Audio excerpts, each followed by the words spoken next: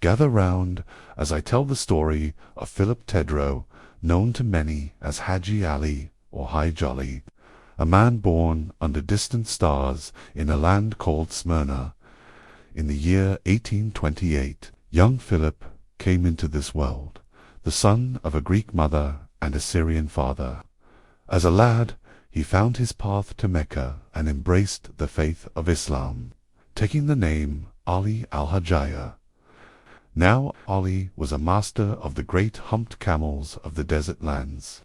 His skill with these creatures was such that the French army sought his aid in Pharaoh Algiers. But 'twas the Yankees who would change the course of his life. For in 1856 they called him across the great ocean to lead their camel corps. Imagine, if you will, a caravan of these desert ships lumbering across the sun-baked lands of Texas and California. 'Twas a sight to make even the boldest cowboy quake in his boots.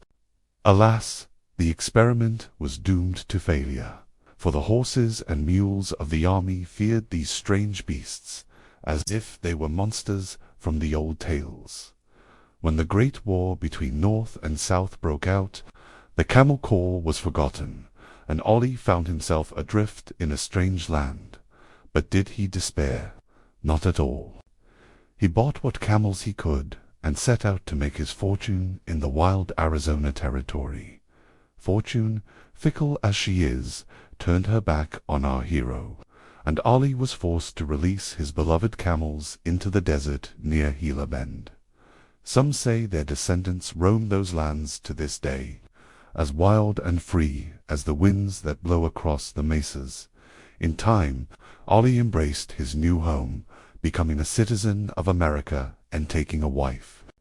They raised 2 children in the dusty streets of Tucson, and Ali found himself once more in the service of the army, this time chasing the fierce Apache warrior Geronimo. As the sands of time ran low, Ali made his home in a place called Quartzsite, where he spent his days searching for gold and scouting for the government. In the year 1902, he breathed his last, leaving behind a legacy as unique as any in the annals of the West. But mark you well, for the tale doesn't end there. 33 years after Ali's passing, the governor of Arizona himself went to Quartzsite to honor this son of distant lands. They raised the monument over his grave, a pyramid of desert stone crowned with a copper camel, a fitting tribute to a man who bridged 2 worlds. So raise a glass, my friends, to Hajaya, the camel driver of Arizona.